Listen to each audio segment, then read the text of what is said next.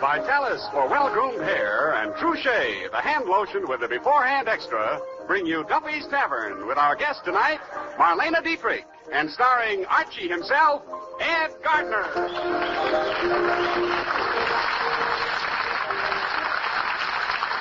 Listen, this is important to every woman.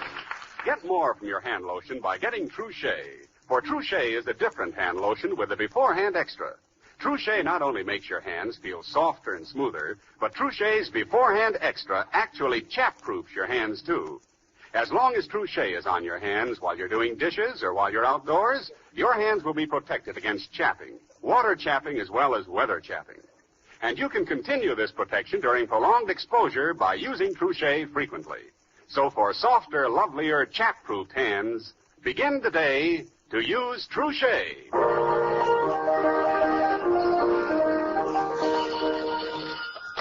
Hello, Duffy's Tavern. Where do you eat meat to eat? Archie the manager speaking. Duffy ain't here. Oh, hello, Duffy. Tonight, Marlena Dietrich. What a hunk of cheesecake. Yeah. Beautiful, Duffy. You know, half the men in America give anything to go out with her. And the other half is under 12 years of age. Yeah, that's the one. Now, if you was a college boy out on a desert island, she'd be the one most likely to. Well, I'm writing a television show for her. Television. Duffy, such language. Now, look, television ain't that bad. In fact, if you just keep your eyes closed, it don't sound no worse than radio.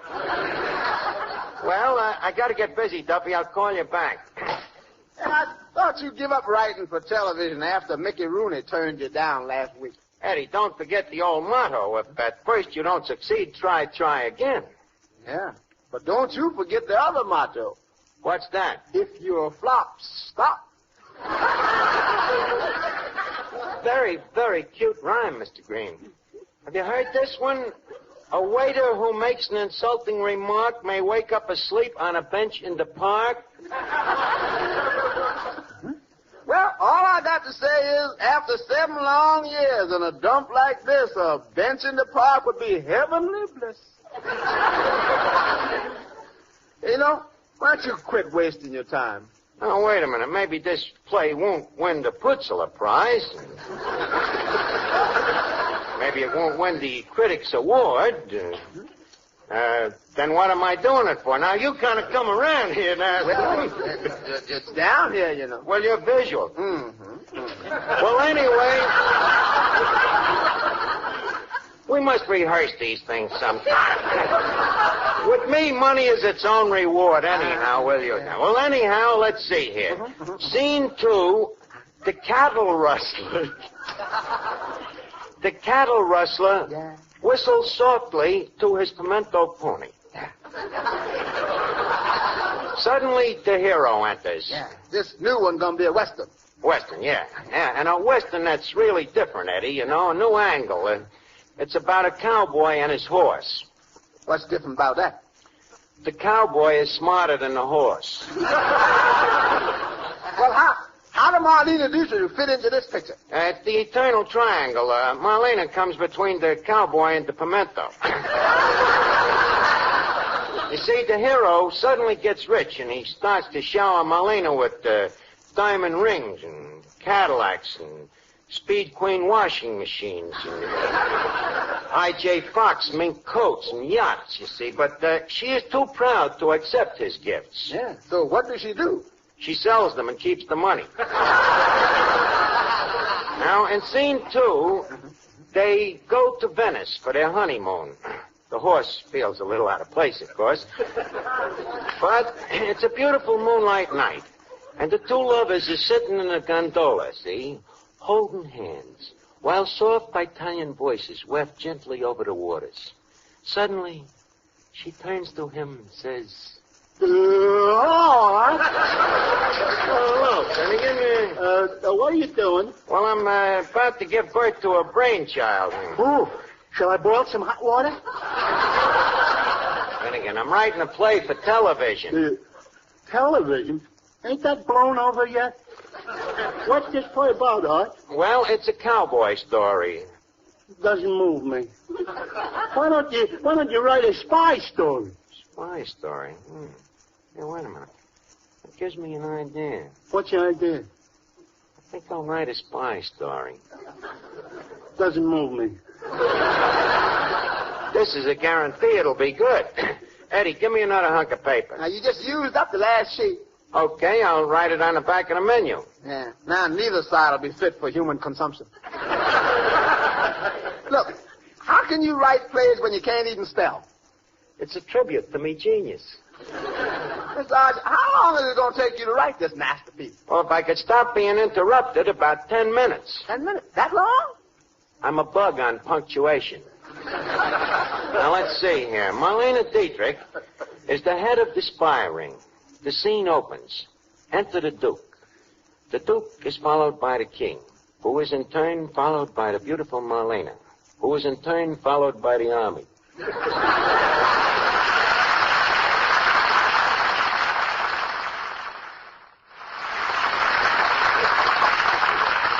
Oh, hello, Joe. Well, what's new? Oh, nothing. Just trying to write some dialogue here.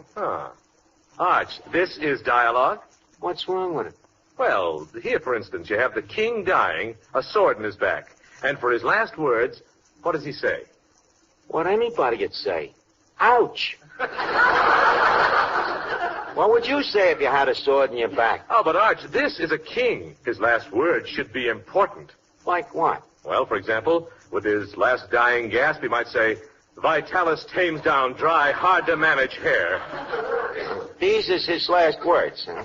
Not quite. He still has enough breath left to say, Vitalis actually prevents hair and scalp dryness, refreshes and helps stimulate the scalp. These are the words he says with his very last breath? Yes. Good. Then he gets his second wind. Darn that penicillin. With a superhuman effort, the king says, Vitalis and the famous 60-second workout keeps hair handsome and healthy looking, well groomed, without a greasy patent leather shine, because there's not a single drop of mineral oil in Vitalis. And then the king drops dead. No, Arch. He should. He gets so enthusiastic talking about Vitalis that he jumps right up and runs to the drugstore to buy a bottle. Joe, you know, you gave me a terrific idea. I think instead of stabbing the king, I'll just let him talk himself to death. Mr. Archie, she's there. Who? Marlena! Archie, Yeah? don't move. Just stand there and let me look at you. Those eyes, those broad shoulders, that manly chest.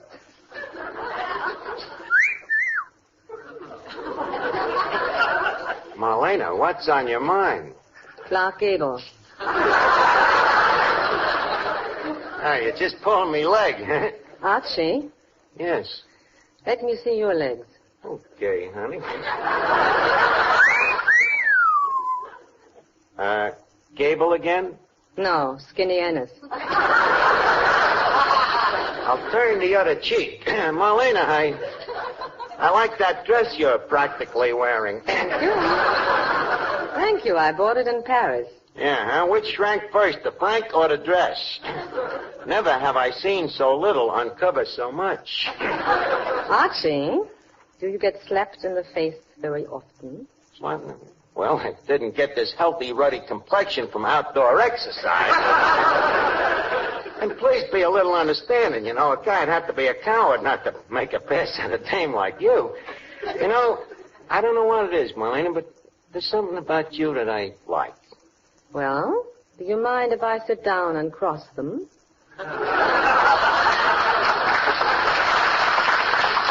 Please do. Archie, Yeah? who's that funny-looking little man sitting over there at the bar?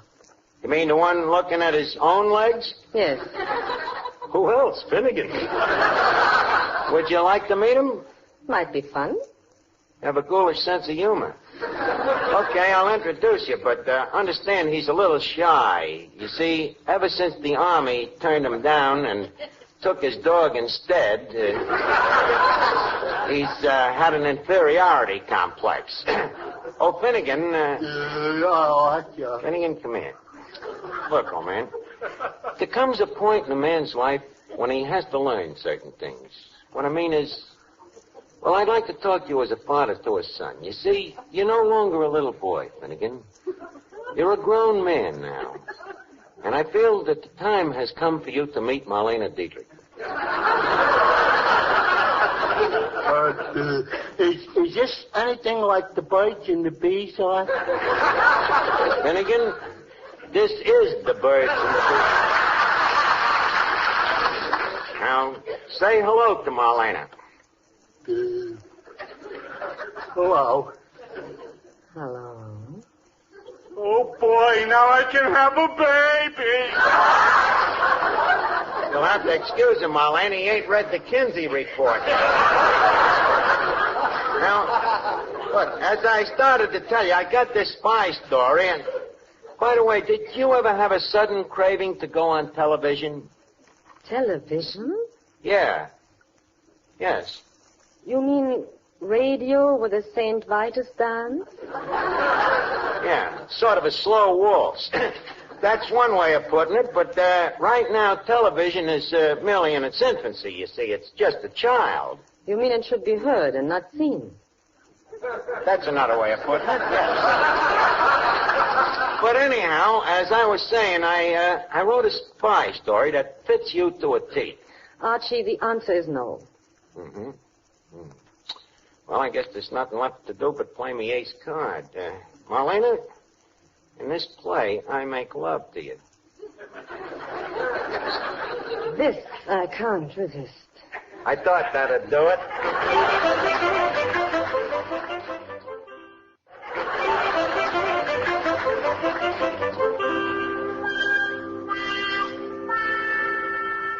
Now, leave us rehearse this television show. You see, Marlena, what you got to remember, of course, is that this script is 20 years ahead of its time.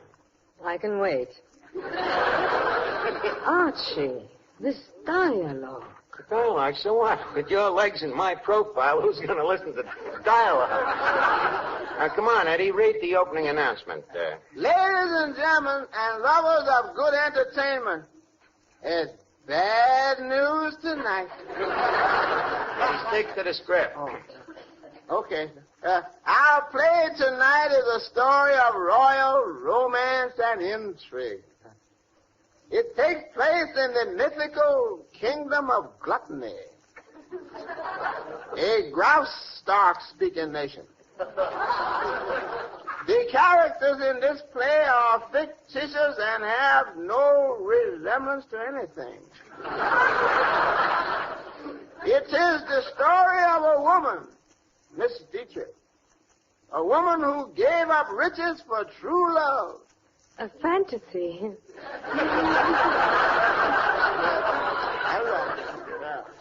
Matty, some mythical music, please. Thank you. And now on with the show. Miss Dietrich plays the part of Lady Windermere. I play the part of the Duke of Habsburg. And Finnegan plays the part of King Umlaut. Our play opens with a scene. It is the night of King Umlaut's ball, and from the Palace of Gluttony, we hear gay music. Suddenly, there is the bleating of trumpets.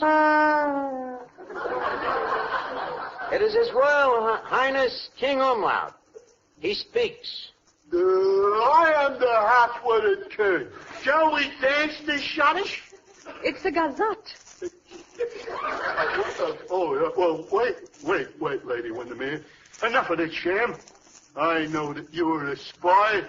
Why did you come here to the palace? I came to warn your majesty. Your subjects are discontent. They are hungry. Oh, they'll find something to eat. But what? The spinach crop has failed this year. Let them eat broccoli. But pray, how does this concern you? I came to warn us, thee, that the people have a new leader, a roguish knave who at this moment is plotting to have thy royal head. What does he want with my head?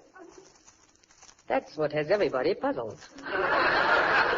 Spy Windermere? Yes? Forsooth, speak the name of this villain who plots against me. First, sire, speak your price.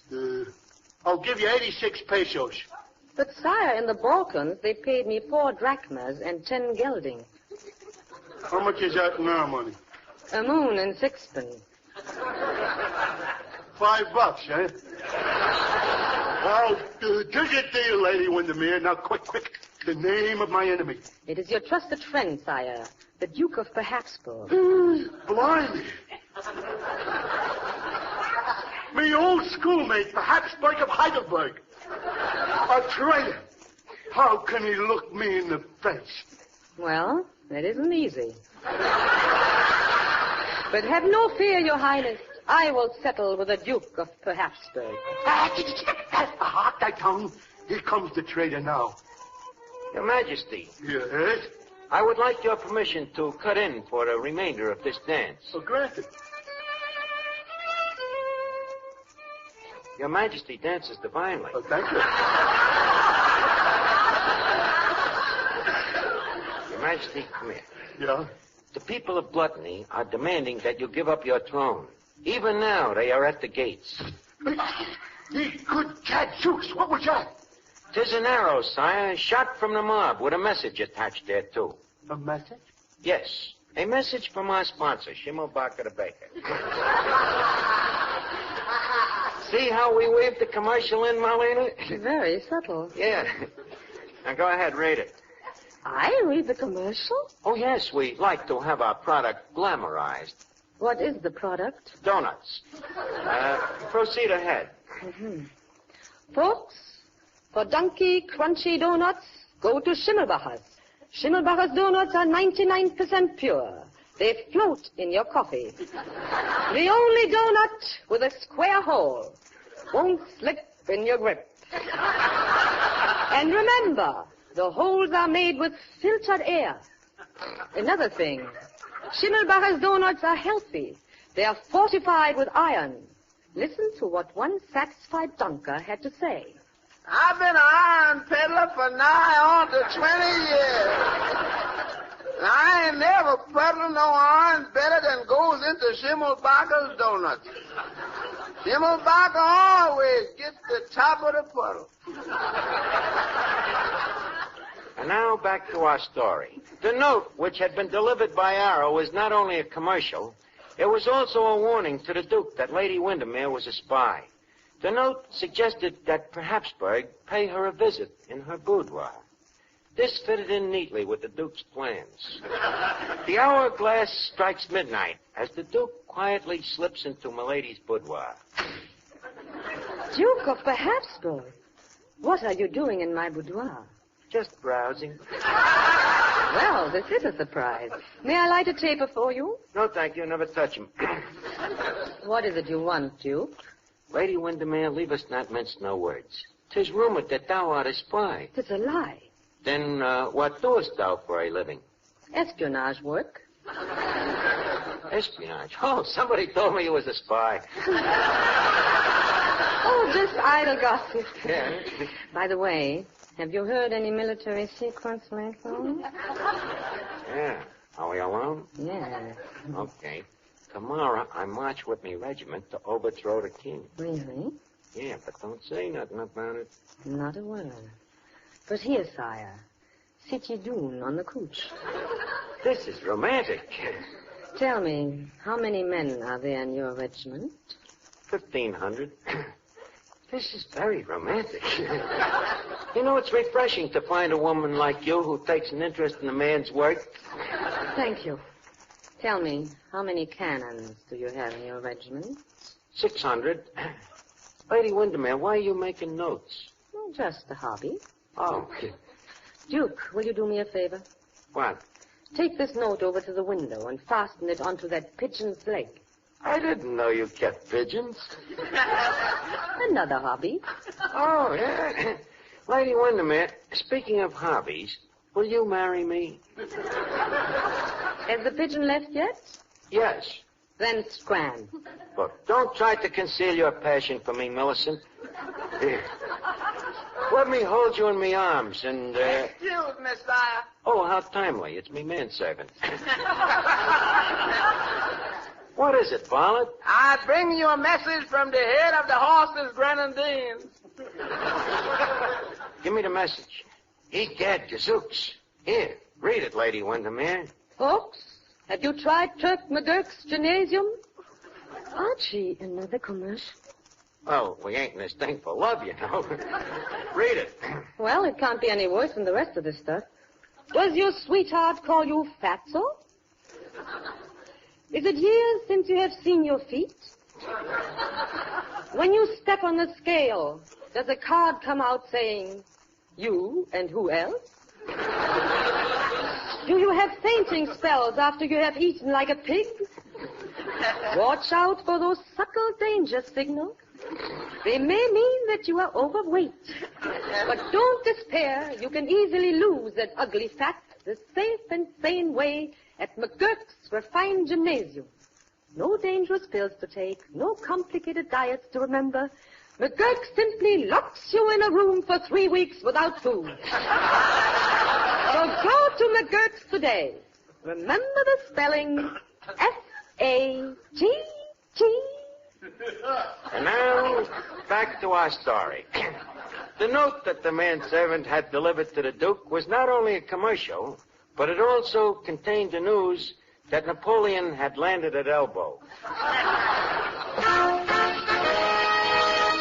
Well, Lady Windermere, take it, it'd be wonderful.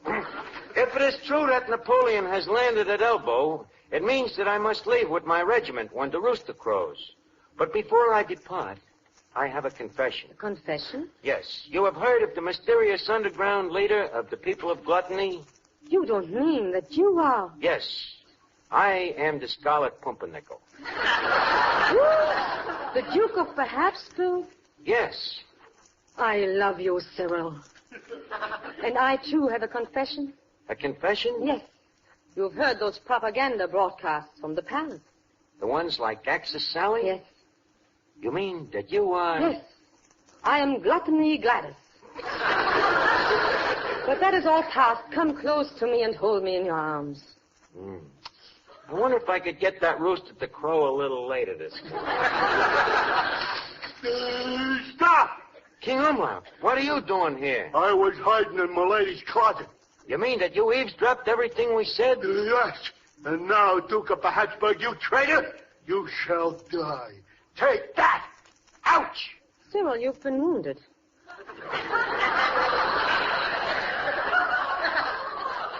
Tis nothing, Lady Windermere. He merely grazed my heart. Wait, your blood. What about it? It's blue. Blue. He could get gazooks. You're right. My blood is blue. I wonder how come. Wait! I can explain everything. Oh, 'tis a strange gypsy. Where comest thou from, gypsy? I was hiding in the closet. Oh. You better get that closet cleaned out, Shut up, Betty. Who are you, gypsy? Speak up. I'm the beautiful Carmelita, queen of a roving band of crooked gypsies. You sure did a lot of roving. Duke of the Habsburg, when you was born, I sneaked into the royal nursery and switched babies. You mean King Umlaut is your twin brother. the half-witted king is me brother? Duke, this means that you are also an umlaut. There's only one way to find out. We'll see if he has the mark of the Umlaut family on his shoulder. The mark of the umlaut family. Yeah, rip open his shirt. Gypsy, you are right. He carries the mark of the Umlaut. See? There is no mole on his shoulder. That's right. All the Umlauts have no moles on their shoulders. Yeah, it's a family curse. You mean Yes. then I am the rightful king of Gluttony? You are, Your Majesty. Lady Windermere, you may call me Cyril. From this day on, Gluttony will be a democracy.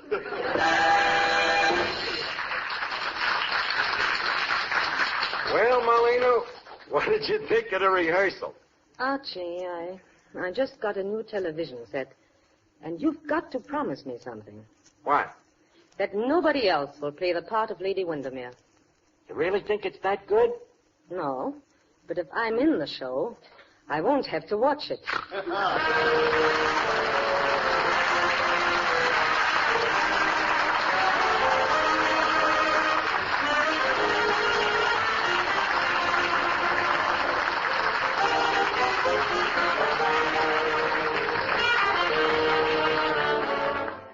Men, the quickest way to discover something better is to try it. That's why I want you to try Benex Brushless Shave Cream.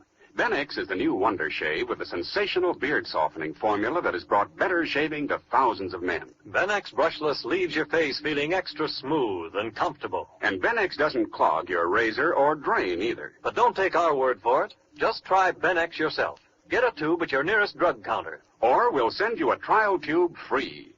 Write your name and address on a postcard and mail to Benex, B-E-N-E-X, Empire State Building, New York 1, New York. Remember, buy Benex Brushless. Or try it free by writing Benex, Empire State Building, New York. Hurry. Offer limited.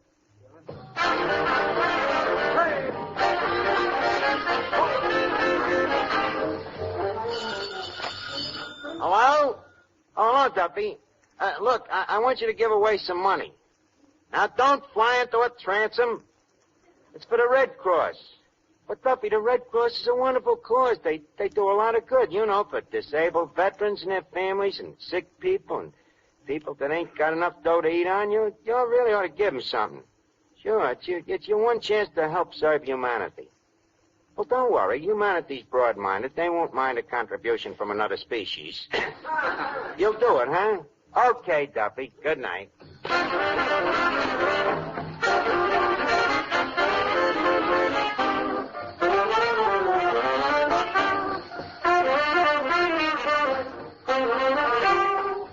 It's time now to leave Duffy's Tavern for this evening, but let's meet here again at the same time next Wednesday.